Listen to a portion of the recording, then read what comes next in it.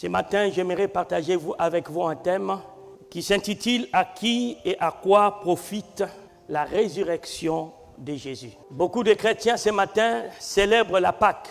En réalité, la Pâque a été célébrée depuis vendredi. Aujourd'hui, nous devons célébrer la résurrection ou annoncer la résurrection de Jésus-Christ. Et ça, c'est aussi un autre événement, ça aussi son importance, et vous allez les découvrir par la grâce de Dieu. Nous sommes dans le livre de 1 Corinthiens au chapitre 15. Nous allons lire du verset 12 jusqu'au verset 17, et nous allons aller au verset 54 jusqu'au verset 57. Il est écrit: Or, si l'on prêche que Christ est ressuscité des morts, comment quelques-uns parmi vous disent-ils qu'il n'y a point de résurrection des morts?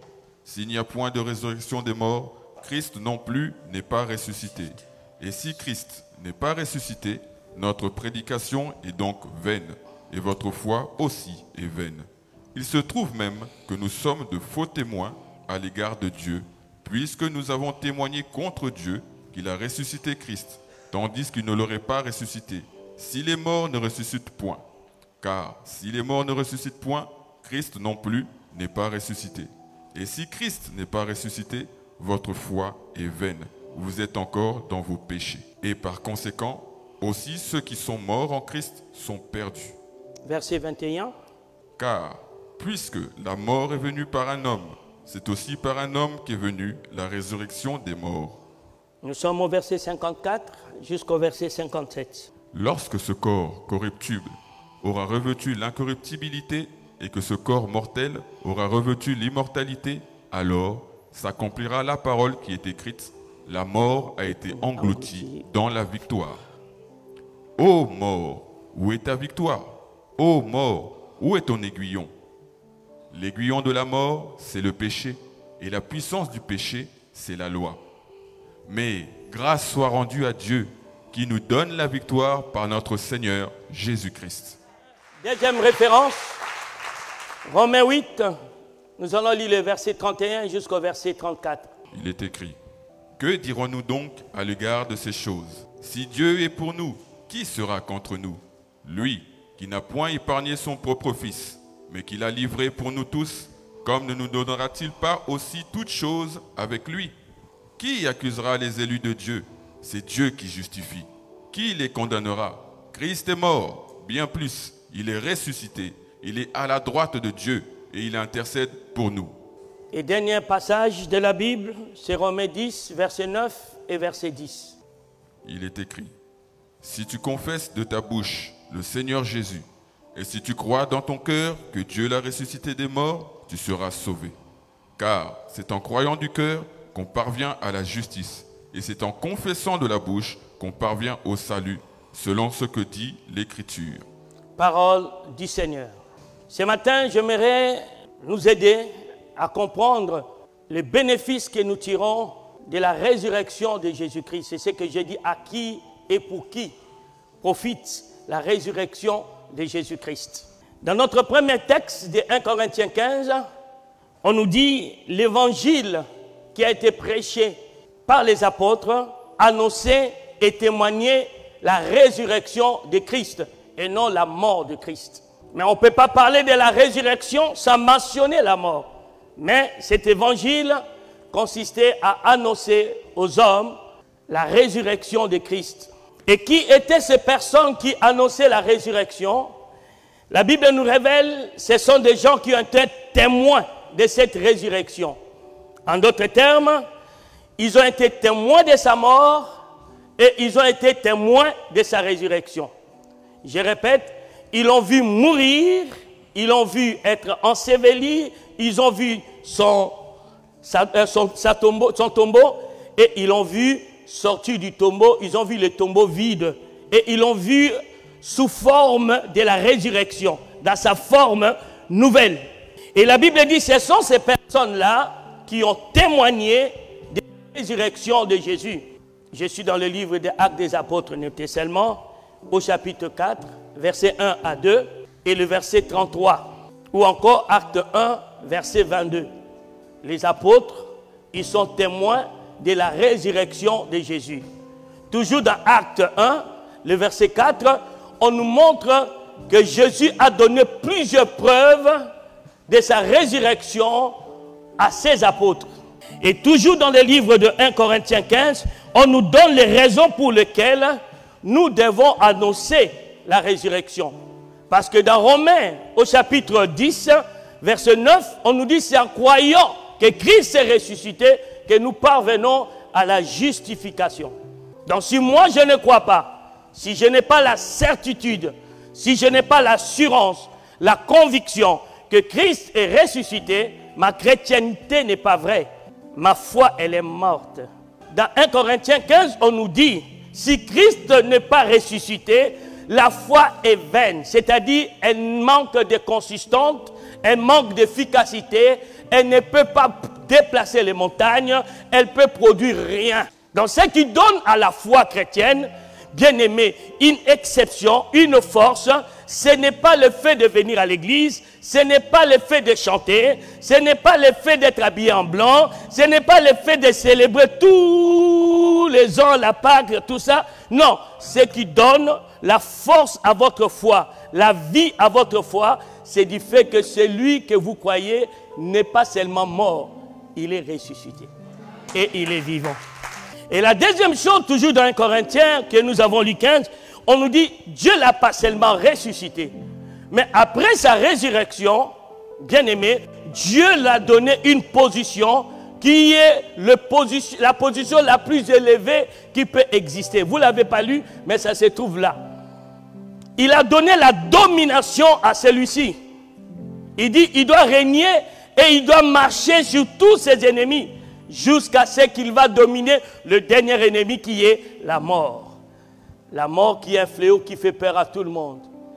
Si tout le monde aujourd'hui a peur de Covid, ce n'est pas parce que Covid est une maladie. Parce qu'il y a eu beaucoup de morts, n'est-ce pas? Mais la Bible dit, celui qui croit à la résurrection bannit la peur de la mort.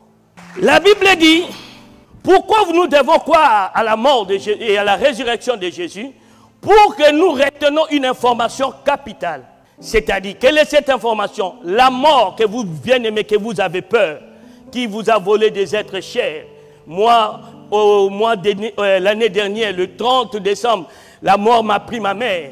N'est-ce pas? Beaucoup le savent. N'est-ce pas? La Bible dit, cette mort-là, ce fléau-là, est entré dans le monde, dans la vie, au travers d'un humain.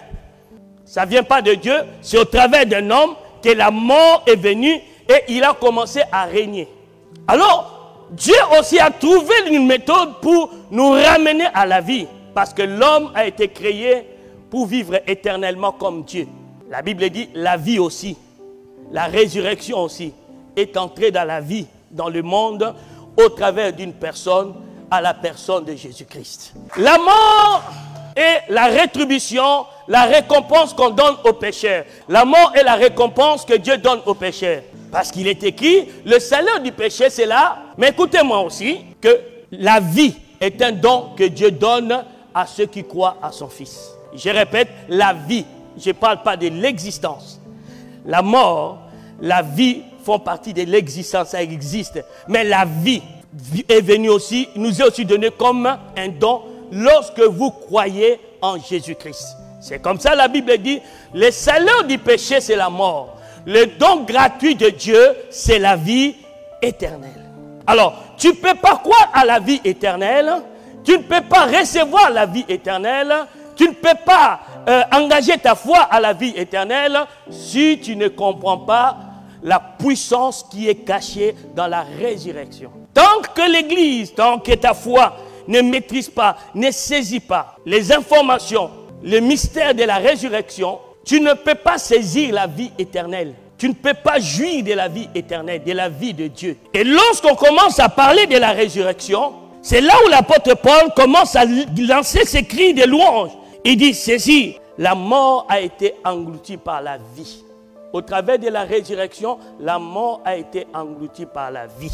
Car l'aiguillon de la mort, c'est le péché. Et la puissance du péché, c'est la loi. Mais grâce soit rendue à Dieu qui nous donne la victoire par notre Seigneur Jésus-Christ. Quels sont les objectifs que je vais poursuivre ce matin? Premier objectif, je voulais révéler les causes de la mort et la cause de la résurrection. Qu'est-ce qui a causé les deux? La Bible nous dit, Christ est mort pour nos péchés. C'est à cause de nos péchés que Christ est mort. Quelqu'un peut m'aider à les lire? Verset 21. 21 dit quoi? Donc, celui qui n'a point connu le péché, il l'a fait devenir péché pour nous, afin que nous devenions en lui justice de Dieu. Romains 4, verset 25. Il est important que vous sachiez pourquoi Christ est mort. Parce qu'il n'y aurait pas de résurrection s'il n'était pas mort. Romains chapitre 4, verset 25.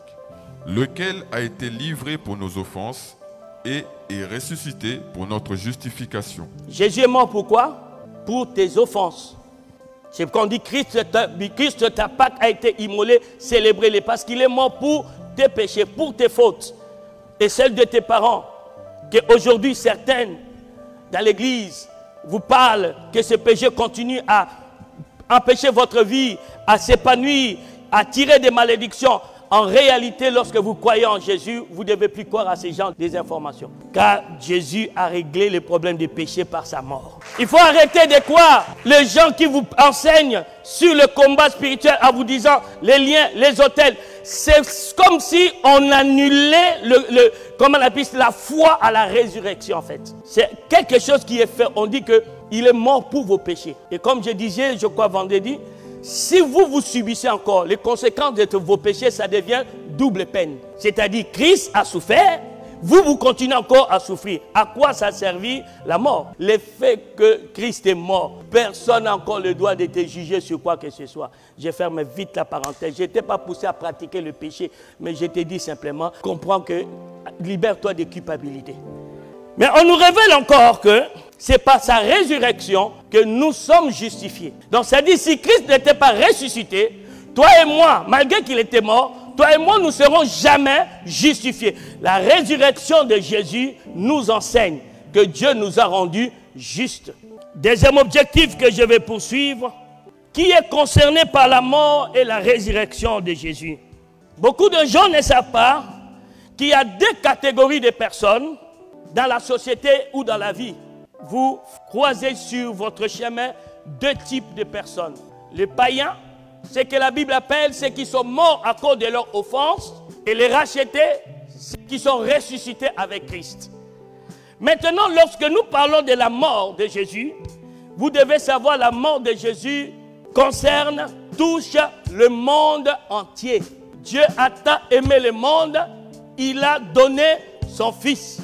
Voici l'agneau de Dieu qui ôte le péché du monde. C'est-à-dire, quand nous célébrons la Pâque, c'est universel. Même ceux qui ne sont pas encore convertis, bien aimés, ils doivent savoir pourquoi nous célébrons la Pâque. Parce que ça leur touche aussi. Mais la résurrection des morts ne touche pas les païens. Et je vais vous le montrer tout de suite. La résurrection des morts concerne que ceux qui sont rachetés. C'est qu'on dit, c'est en croyant du cœur. Vous parvenez à la justice. Oui, la mort de Jésus concerne le monde entier. Parce qu'il est l'agneau de Dieu qui ôte le péché, pas de l'église, mais du monde. Des fois, quand tu pries pour ton frère, ta soeur, ton conjoint, qui est encore dans le monde, rappelle Dieu que Christ est mort pour lui. Il a droit. Quand tu pries pour ton pays, rappelle Dieu que Christ a payé le prix. Son sang coulé. Mais ils ne sont pas concernés par la résurrection. La résurrection des morts de Jésus touche le croyant, les disciples. On va les lire. Nous sommes dans Matthieu au chapitre 28, versets 5 à 10. Matthieu chapitre 28, versets 5 à 10. Mais l'ange prit la parole et dit aux femmes, « Pour vous, ne craignez pas, car je sais que vous cherchez Jésus qui a été crucifié. Il n'est point ici, il est ressuscité, comme il l'avait dit. Venez, voyez le lieu où il était couché. Et allez promptement dire à ses disciples qu'il est ressuscité des morts. Et voici, il vous précède en Galilée. C'est là que vous le verrez. Voici, je vous l'ai dit. » Elles s'éloignèrent promptement du sépulcre, avec crainte et avec une grande joie, et elles coururent porter la nouvelle aux disciples. Et voici, Jésus vint à leur rencontre et dit, « Je vous salue. » Elles s'approchèrent pour saisir ses pieds, et elles se prosternèrent devant lui. Alors Jésus leur dit, « Ne craignez pas, allez dire à mes frères de se rendre en Galilée, c'est là qu'ils me verront. » Amen. J'ai dit à quelqu'un Amen. Qu'est-ce que cela veut dire? Vous voyez, quand l'ange vient, le jour de la résurrection, il s'adresse à Marie. Mais il dit à Marie, l'information que je te donne, ne va pas dire à n'importe qui. Va annoncer cela à ses disciples, à ceux qui lui appartiennent. Informe-le. Il est ressuscité comme il vous l'avait dit. Car tu ne peux pas croire à la résurrection si tu n'as pas eu d'enseignement sur la résurrection des morts. Tout le monde sait que Jésus est ressuscité. Peu sont ceux qui croient que Jésus est ressuscité. Écoutez, l'ange leur dit ceci, et Jésus lui-même vient répéter, ne craignez pas. Il a dit quoi? Bannissez la peur. Car celui qui croit que Jésus est ressuscité, il n'a pas peur de témoigner Jésus en public. Il n'a pas peur de prier pour un malade. Il ne se gêne pas pour annoncer Jésus, pour rendre témoignage. Parce qu'il sait que son témoignage est vrai du fait qu'il est ressuscité. Tout genou fléchit devant lui et toute langue confesse Jésus-Christ est Seigneur à la gloire de Dieu le Père. Est-ce que vous croyez encore à cela? Les chrétiens, nous devons croire à la résurrection. Et troisième objectif que je vais poursuivre, c'est sur les bénéfices de la mort et les bénéfices de la résurrection. Oui, les deux n'ont pas le même impact, n'ont pas le même bénéfice. Quand vous croyez à la mort de Jésus, Jésus crucifié, vous avez accès à la rédemption, vous avez accès à la rémission du péché et vous avez accès à l'héritage terrestre. Et là se trouve dans Colossiens chapitre 1, versets 12 à 14. C'est parce qu'il est mort que nous avons la rédemption. C'est parce qu'il est mort que nous avons des péchés remis, effacés. C'est parce qu'il est mort que tu dois vivre pleinement sur terre, heureux dans tous les domaines, de tous les aspects de ta vie. Mais qu'est-ce que ça nous apporte, la résurrection? Parce qu'on a déjà tout dit à la mort de Jésus. Mon mariage est dans la mort de Jésus. Ma prospérité est dans la mort de Jésus. La Bible dit, il s'est fait pauvre pour m'enrichir moi. Ma guérison est dans la mort de Jésus. Maintenant, à la résurrection, c'est quoi? La première chose que la résurrection vous apporte impacte votre nature. C'est-à-dire, quand vous êtes ressuscité, l'Esprit qui a ressuscité Jésus, c'est ça qui fait de vous enfants de Dieu. Vous changez de nature par la résurrection. C'est comme ça il est écrit, si quelqu'un est en Christ, est une nouvelle création. Les choses anciennes sont passées, voici toutes choses sont devenues nouvelles. Et tout cela vient de Dieu qui nous a réconciliés avec lui. Vous savez, ceux qui croient en Jésus, ressuscité, ils doivent comment saisir, s'identifier à Jésus et non à eux-mêmes. Écoutez ce que la Bible dit. Nous sommes ressuscités avec lui. Pour ne plus vivre pour nous, mais vivre pour lui. Tel qu'il est au ciel, tel que nous sommes sur la terre. Tout ce qui ne peut pas affecter Jésus ressuscité ne peut plus t'affecter toi. J'aimerais te le prouver maintenant. Écoutez ce que la Bible dit dans Colossiens 3, versets 1 à 3. Dit, ta vie à toi, par la résurrection de Jésus, est cachée en lui. C'est-à-dire, avant qu'un incident ou un accident, une épidémie te touche, ça doit d'abord te le toucher lui. Donc toi, tu es dans un bulle qui s'appelle Christ. Donc j'ai dit à quelqu'un, quand tu comprends que Christ en ressuscitant, il t'a transmis sa nature, tel qu'il est, tel que tu sais sur la terre, alors à ce moment, tu vas marcher sur cette terre en plus que vainqueur. C'est comme ça, le psaume dit, j'avais dit, vous êtes de Dieu, vous êtes des fils de Dieu. Jésus n'est pas devenu fils de Dieu par la mort. Il est devenu fils de Dieu par sa résurrection. Romains 4, verset, et Romains 1, verset 4. Déclaré fils de Dieu. Vous-même, vous êtes fils de Dieu parce que Christ a été ressuscité. Deuxième chose que vous devez savoir, impacte la résurrection. Une condition, une position spirituelle.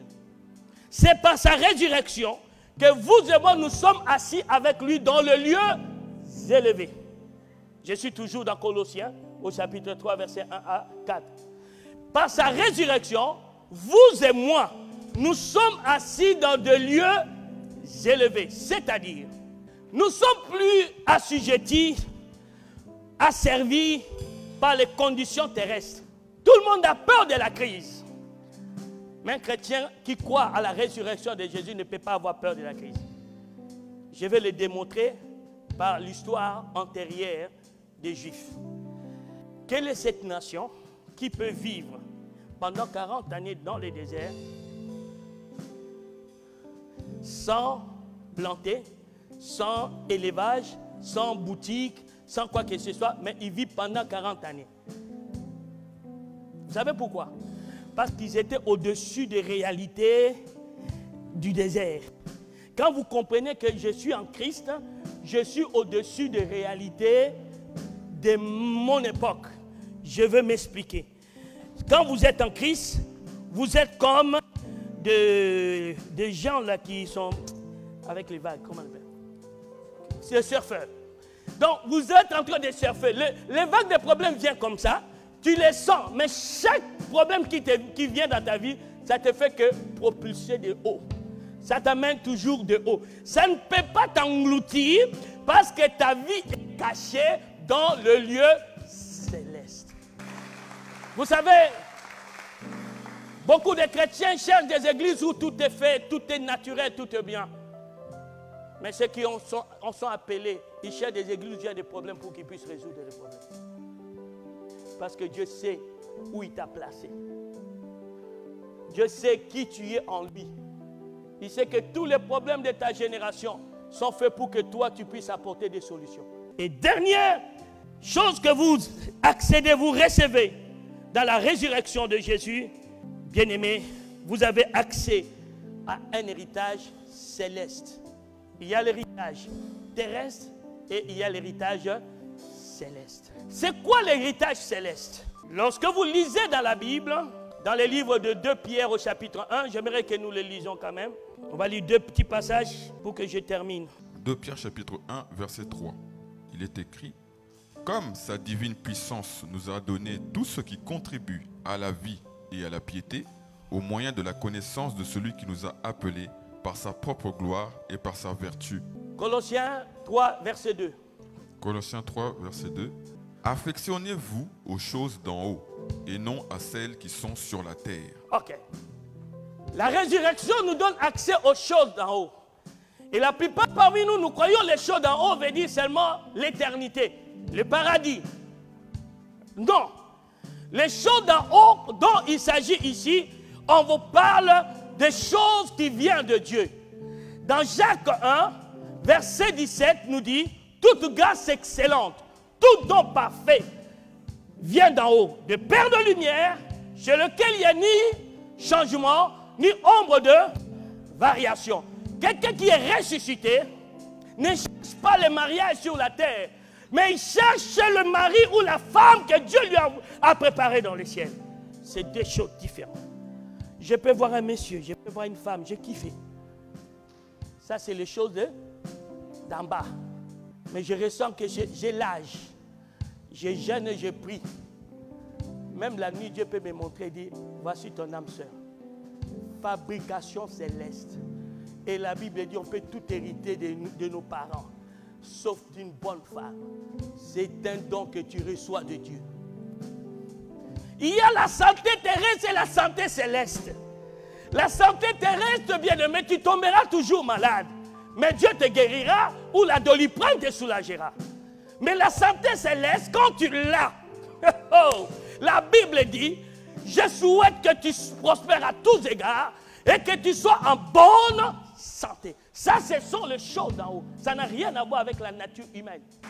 Mes amis, il y a des choses que Dieu seul peut vous donner. La Bible dit: les choses que l'œil n'a point vues, l'oreille n'a pas entendu, des choses qui ne sont point montées dans le cœur de l'homme, que ta génération ne connaît pas, que ton époque ne connaît pas, que le monde scientifique ne connaît pas. Les choses que Dieu a préparées pour toi parce que tu l'aimes.